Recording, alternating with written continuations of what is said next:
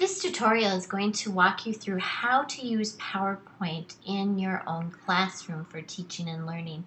I was correcting the currently's and I kind of started to realize that you may not know how to do this, and I decided it was something that was worthwhile to show you. I spent a good month in my undergrad ed tech class showing them how to use PowerPoint as a tool for everything they create for their classroom. I know most people and most teachers use Word. And Word is a great product unless you want to move something or change something. And then Word kind of gets its mind of its own, and it can be very difficult. So I'm going to show you just very quickly how to use PowerPoint as a tool. I'll give you some examples. So I've opened up my PowerPoint, and I am on a Mac, so it might look a little different, but it's all generally the same. So I'm going to select just a white blank template, and I'm going to choose that. I don't use the themes. The themes become a pain, and they never quite work right, and they get in the way of things. But for this tutorial, we're just going to look at PowerPoint as a tool for you to create worksheets or to create learning objects. So right now you can see we're in landscape mode. I'm never in landscape mode, and I don't want to create things in landscape mode. So I want it in portrait mode. So you're going to go up to File, Page Setup, and you're going to get this little box. And where it says Slide, See Portrait Mode, I'm going to click on that. Now the width and the height, I leave those. The reason I leave those is now I can go all the way out to the edges, and I still haven't messed with my borders, or my margins, I should say. So when I print, it's going to print just wonderfully.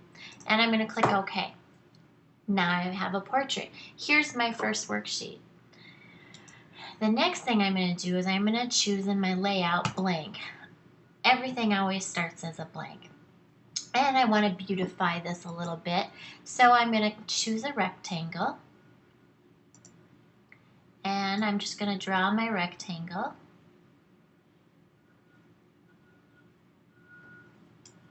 So there's my rectangle. But now I don't want a blue background, and I don't want it shaded. So I'm going to double click on it.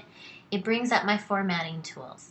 This first formatting tool is a no fill. So I just simply click on that. Now it's back to whatever my background was. By default, PowerPoint always creates a shadow on all their shapes. It drives me nuts, and I'm sure there's a way to get rid of it, but I'm always too much in a hurry to do that, and I can even see shadow options. I could probably easily set it. But for now, I'm just going to choose no shadow. Then I'm going to choose my line, and I just want a black line, but I want it to be heavier. So I'm going to do a 6-point line. That's a little heavy. I'm going to go 4-point. And I think that one looks fine there. Now I want another line, so I'm going to copy that line and then I'm going to paste it. So now I have a second line, and I'm going to bring it in a little bit, make it smaller. And this one I'm going to dash. Okay, great background for my worksheet. Now I can create a text box because I want students to make sure they put their name on their paper. I'm going to type name. Now this is an 18-point font. It's a little large, so I'm going to double click on this. I'm making it really thick, and I'm going to bring it down to a 12. I usually stay between 12 and 14, and I actually think I'll go 14. Okay. Now I can grab another shape. Maybe I'm going to use this type of a shape. I'm going to double click on it. It's already set at that fill. I want a black line, no shadow. Now I want to type in the box. So I'm going to right click, edit text. It's in the middle. I'm just going to go ahead and type that for now. I'm going to put in this box, expand. Can't see it. So I'm going to double click, I'm going to my home. I'm just going to click on the black. It's just making it white. And I'm also going to go to my alignment and do top.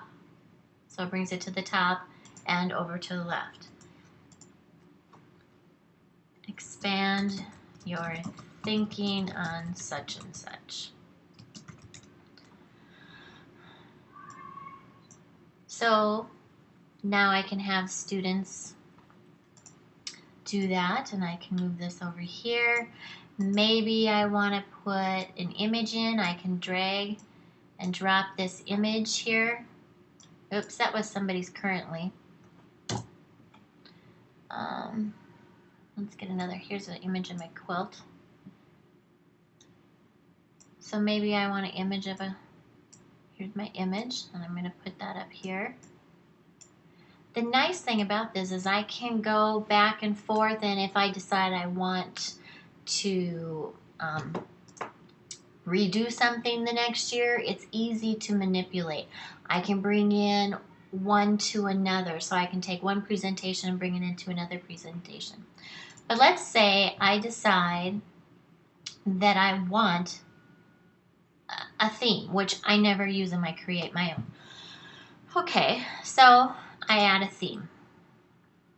There's my theme. I'm going to go home and do a new slide. There's my theme again. Now, I don't want the theme on this slide. So I'm going to do Format Background.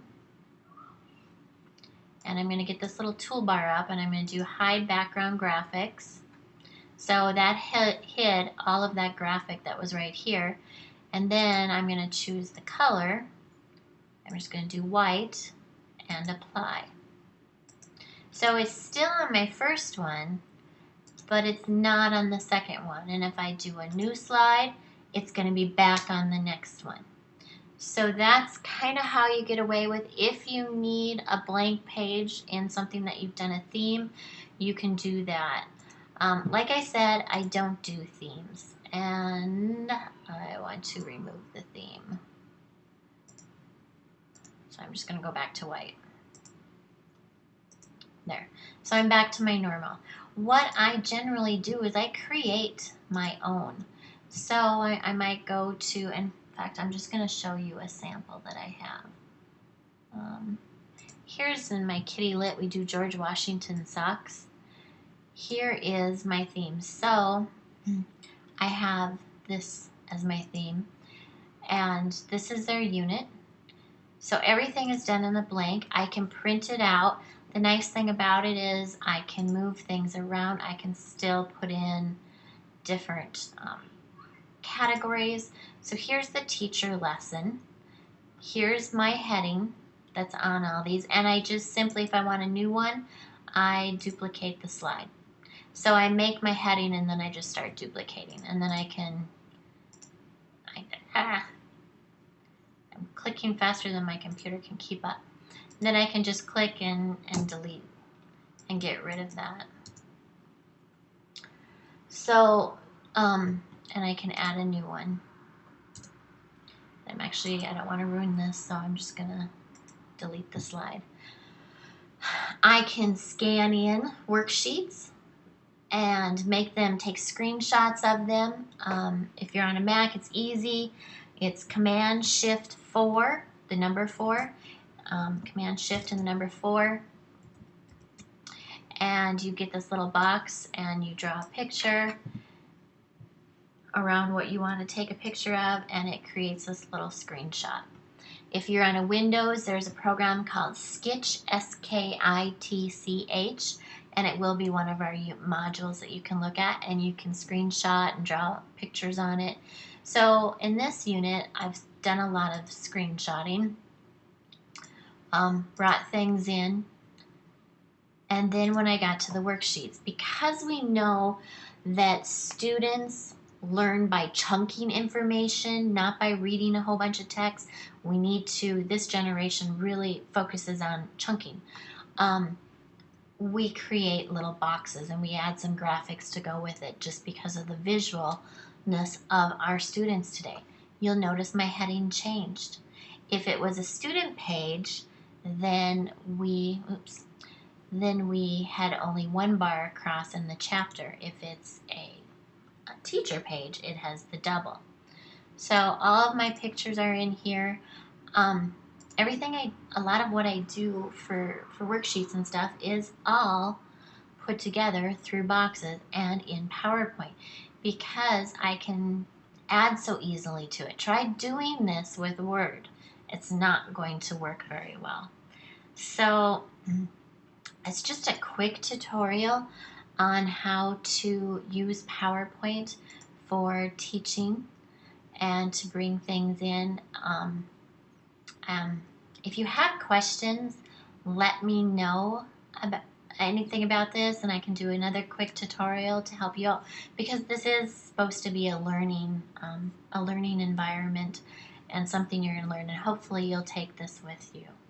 So until I have more questions, enjoy using PowerPoint.